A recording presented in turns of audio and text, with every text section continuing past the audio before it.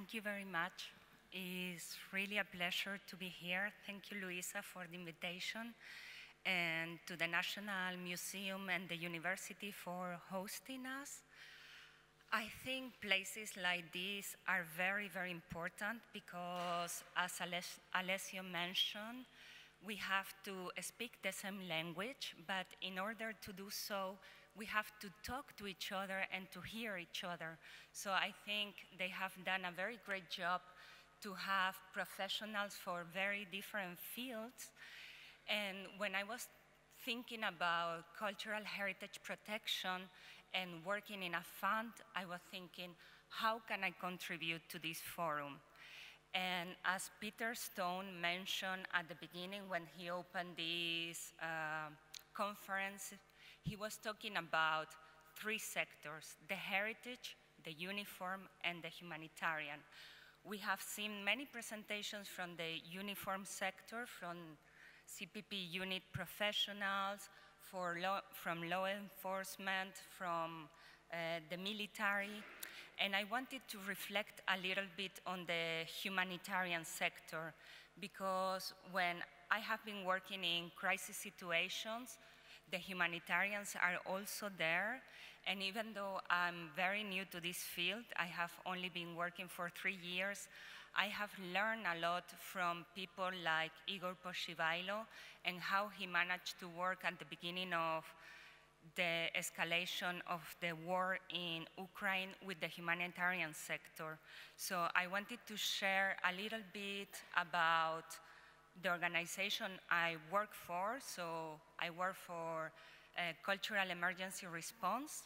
And I also wanted to share a little bit my observations of what I learned, mainly from Lebanon and from Ukraine, and also share some of the entry points maybe to work better with the humanitarian field. So who are we? We try to provide fast and flexible financial support to local leaders, like, for instance, Igor, because we understood that in a humanitarian crisis, professionals, they don't want to be seen as victims. They want to be seen as cultural heroes, as people that can really lead and find a way to recover. We were established by the Prince Claus Fund in 2003, and this happened after the destruction of the Babylon Buddhas in 2001, and later on the looting of the Iraq Museum. The Ministry of Foreign Affairs of the Netherlands, where the organization is based, they realized that they needed a program to save cultural heritage, so they created our program. But last year, after almost 20 years of experience and creating a network, we became an independent organization. We always try to work with local partners all over the world, but mainly we focus in the global south. And we support civil society initiatives. We prioritize always community heritage or vernacular heritage, and we try to go to hard-to-reach places. We have some values that guide our work, and I wanted to share them with you. And we also try to connect a little bit also with the humanitarian values. We understand that we are working in an emergency, so we try to be really pragmatic, but we try to be also fast in disbursing the funds so people can work as soon as possible. And we also try to be very flexible. So we create projects together with our partners on the ground, but we understand that these projects may change because they are also working in very, very challenging circumstances. We try to be open as well, so we don't see ourselves as a granting mechanism, but as a partnership. So we are in constant conversations with our partners to understand what are the challenges that they are facing and how we can better navigate together all the changes. We try to be pioneers, So we try to explore new opportunities to give funds to NGOs that are new. And we also try to be quite inclusive, so we work with communities or people that are really connected or anchored in the communities. And we try to be humane, because we also feel that cultural heritage indeed is really connected to the people, and these people are working in a very traumatic situation. And at the end, and that's why I'm really happy to be here, we try to collaborate as much as possible. We are a very small fund, and we understand that we have to work with others in order to make a bigger impact. I wanted to share with you the 4 humanitarian principles that are shared by all the UN organizations, and then the other 3 that are also connected to ICRC. Because we always try, when we are working in crisis situations, to keep them in mind. Some of them, they have brought a lot of internal debates as well. Humanity, we understand. We have to always wait until the rescue of the lives is done to start with our work in the heritage sector. We also understand that we have to be impartial. Sometimes it's not easy. And I think the most difficult is neutral, as we see that sometimes in some wars, cultural heritage of a community is truly being targeted. Some of our projects are also connected to voluntary work. So our leaders have to understand how to work with people that are willing to help, but maybe they are not professional. So how we created our program for the new organization, we base it in 4 different pillars. The first one is our emergency response projects, and I use always this metaphor because we feel that we are a little ambulance that try to be there as soon as the conflict or the disaster or both at the same time happen. We also understood that we need people to be prepared, so we have a training and mentorship component, and we also have a network of hubs that I will explain a little bit later, because we are trying to also decentralize. And lastly, our 4th pillar is to make the case and advocate for cultural heritage. So what is our first pillar? Our first pillar is like the small ambulance, and what we do when a crisis arises, we try to give fund to the people that we know on the field.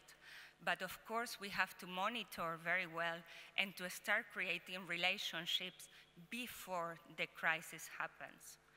We try to also, when there is a large disaster, stimulate with other funders coordination and also collaboration. So sometimes we have joint funds and efforts and coordinate a response. And we always do it in collaboration with our local partners. The training and mentorship.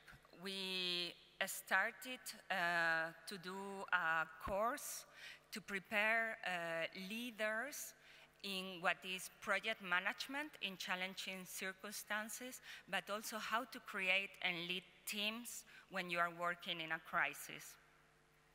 And I just arrived from the first training that we also provided for documentary heritage experts in Latin America, because we understood documentary heritage is one of the most vulnerable heritage that it is because of the support. And also we discovered that Latin America and the Caribbean is one of the underfunding regions. We also try to facilitate, and this is for us the most important, knowledge exchange. So to create networks of professionals, to allow them to share. And then we have our network of regional hubs. We have at the moment 4. We started with one in Central America, then we went to the Western Balkans, then to the Levant, and the last one that we have created is the Caribbean. So what are these centers? It's not that we create them, but there is what I call already critical mass. We have trained people there. We have done projects. And there is already an organization that is wanting to wear this hat that is called the Hub Hat. And they have two different tasks. So one is in times of non-crisis, they have to be prepared. And how do they prepare? Mainly is training people on being first aid experts to protect cultural heritage, but they also adapt some of the international standards to the national context, and they create also deployable teams. So they have preparedness, but they also have advocacy, because as we have discovered, you really have to connect to other sectors, and the government has to take into the national emergency response mechanisms cultural heritage. And then in the crisis moment, they should be ready to deploy and to support cultural heritage. We hope that with this global network, we are trying to be also like having one hopefully in Africa and other in Asia Pacific, to have also like a balance geographically, and we hope that meeting each other, they can also exchange best practices and support. And the final one is our pillar of making the case. We really want to show the importance of heritage protection, and we are trying to make a point saying that cultural heritage protection is a humanitarian issue. And we are trying to advocate so cultural heritage is within the humanitarian relief mechanisms and policies.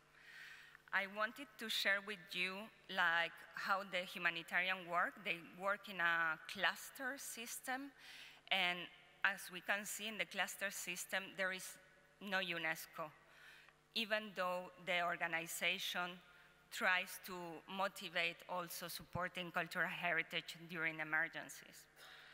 And I also wanted to share the humanitarian core guidelines, that is the Sphere Handbook.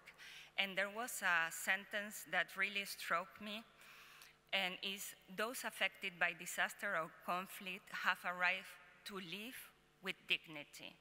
And then in this word, dignity, I think cultural heritage plays a very important role. So we have also seen how this book from the first edition was only based on the WASH programs, and then later on in 2011, they integrated the education. So there is a hope also to maybe integrate in the future cultural heritage.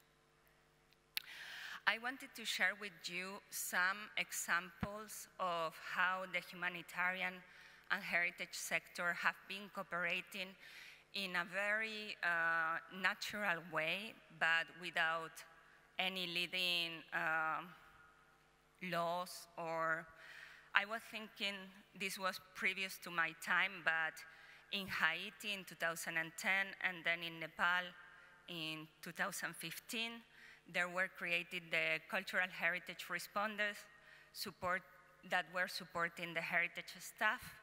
And then ICROM, we have here Rohit, they created the manual to first aid to cultural heritage in crisis situation. So it was the beginning of a movement. And then in Beirut, I also experienced how in 2020, the UN peacekeeping mission, UNIFIL, supported the heritage sector, collecting rubble, but also stabilizing some important buildings. And I also noticed how some cultural spaces that we were helping, they became humanitarian hubs. So they were helping the community and also distributing aid during a humanitarian crisis. And then the last place where I have learned a lot is Ukraine. There I noticed how we heard from Igor as well. Cultural heritage was weaponized, but also like Harry, the organization that he leads together with Tustan NGO, they started to work in a very similar way to the humanitarian sector. And they started to create a place where they store all the materials that were needed for the stabilization of collections and buildings. And they also created like a net of distribution of this material. We were really lucky at the beginning of the war also to pass this material as humanitarian aid, because afterwards it was also considered like construction material. So all the things that humanitarian sector have are very, very beneficial for the heritage sector when working after a conflict or a disaster. And then in Syria also, or in countries where there are sanctions, after the earthquake, for instance, we managed to work there only because the sanctions were lifted for humanitarian aid.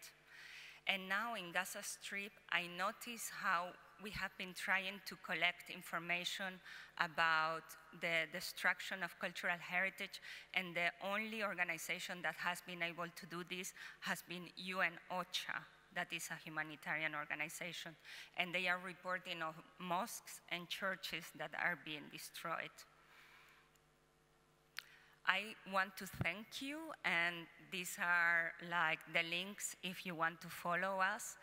And I think we have to all together motivate the rescue of cultural heritage in the emergency response phase, and not let ourselves be pushed all the time to the recovery phase, because then I think it will be too late. Thank you.